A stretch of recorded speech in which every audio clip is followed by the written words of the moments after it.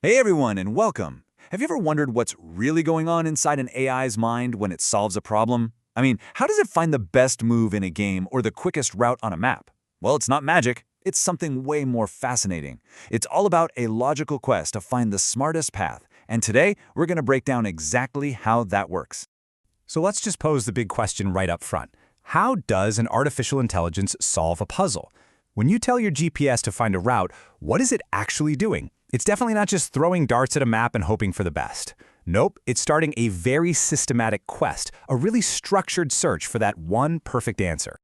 All right, so here's our roadmap for today. First, we'll frame the problem as a kind of puzzle or a maze. Then, we're going to see what happens when our AI is basically searching in the dark.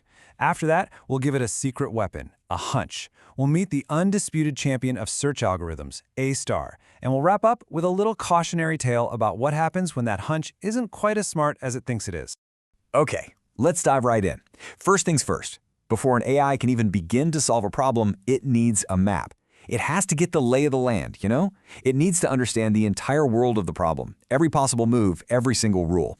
And this map has a name. It's called a state space search. The easiest way to think about it is like a giant maze. You have your start state, that's where you are right now. You have a goal state, that's the exit. And every single choice you can make, every turn you can take, that's another state in the maze. So the AI's job is simple, really. Find a path connecting the start to the finish. Okay, I know. State space search sounds pretty theoretical, right? So let's ground this with a classic puzzle you might have heard of, the water jug problem. Picture this. You've got two jugs. One holds 4 gallons, the other holds 3. There are no lines on them, no way to measure. And your mission, should you choose to accept it, is to end up with exactly 2 gallons in that 4-gallon jug. How would you even start? So this right here is that state space for the water jug problem. It looks complicated, but it's just a map. We start at state 0, 0. Both jugs are totally empty. Every action we take, like filling the 3-gallon jug or pouring the 3-gallon into the 4-gallon, moves us to a new dot, a new state on this map. The AI's job is just to hop from dot to dot until it lands on the one that solves the puzzle, the state where there's exactly 2 gallons in the big jug. All right, so our AI has its map. But what if that's all it has? No compass, no "you are here" sticker, no hints at all. Well, that's what we call uninformed search. These are the brute force try-everything methods. The AI is basically fumbling around in the dark, hoping to stumble upon the exit. Now, even when you're searching in the dark, you can have a strategy. And two main ones pop up: breadth first search, or BFS, and depth first search, DFS. Think of BFS as the super cautious, systematic type. It checks every single door on the first floor before even thinking about going to the second. DFS, on the other hand, is the reckless adventurer. It just picks a path and goes for it, diving as deep as it can, hoping it leads somewhere good. One is slow and steady, the other is fast and furious. So, which one do you think is better? And this visual just nails the difference, doesn't it? On the left, you see DFS just plunging straight down one branch of the tree. Meanwhile, on the right, there's BFS, methodically sweeping across level by level. The trade-off is huge. DFS is quick and doesn't need much memory, but man, it can get lost down some ridiculously long dead-end path.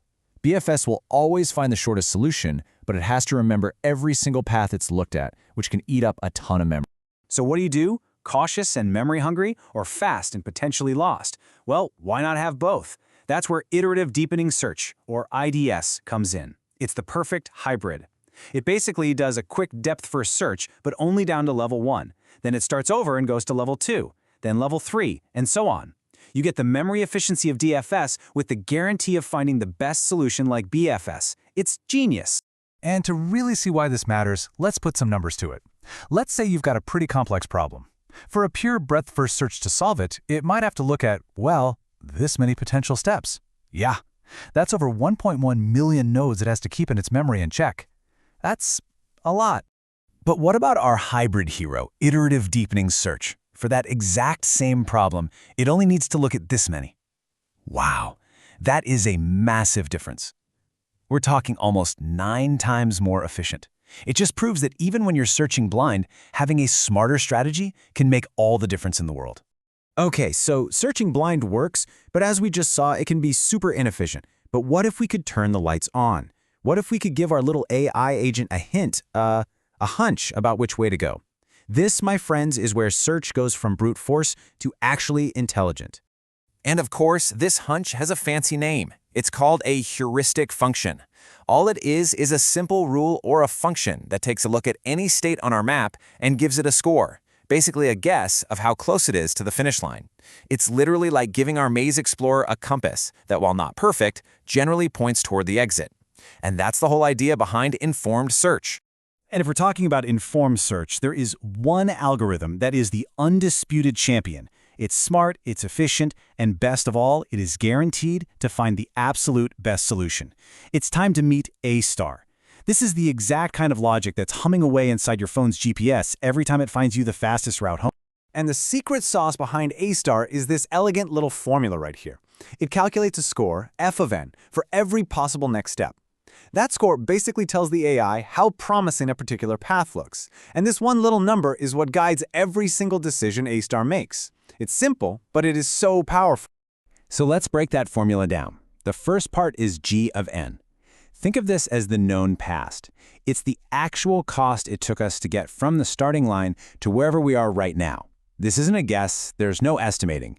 It's the hard and fast truth of the journey so far. Okay, so if g of n is the past, then the second part, h of n, is our crystal ball for the future. This is our heuristic, our educated guess of how far it is from our current spot to the goal. And this is the beauty of A star. It perfectly balances what it knows for a fact, the path already traveled, with its best guess about the road ahead. All right, let's really watch it work. So we're starting in the city of Arid. A star looks at the cities next door. To get to Sibiu, the actual travel cost, our g of n, is 140. The heuristic guess from Sibiu to the goal, our h of n, is 253. You add them up and the total score is 393. Now for Timisoara, the total score comes out to 447. A star compares the two, sees 393 as lower, and says, okay, Sibiu looks like the most promising path right now. So now we're in Sibiu, and we look at the next set of options, calculating the scores for each. But here's the really brilliant part. A star hasn't forgotten about that other path from Timisoara. It keeps all of its options in a list, and it always chooses to explore the path with the lowest total score on the entire map. It might jump back to a path it ignored earlier if it suddenly looks more promising. This is what keeps it from getting stuck on a bad path and guarantees it finds the absolute best route in the end. So A star is amazing because it's so balanced. It looks at the past and the future.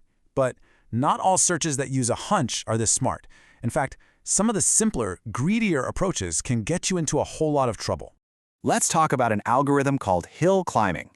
The strategy is dead simple. Wherever you are, just take one step in the direction that looks best right now. That's it. It's super fast and it barely uses any memory. But imagine you're a mountain climber in a really thick fog. You can't see the peak, you can only see the ground right in front of you. So what do? You just always take a step that goes uphill. Sounds reasonable, right? Well, that simple just go up strategy has some huge problems. What happens when you get to the top of a small hill? From your perspective, every direction is now downhill. So you stop, thinking you've reached the summit.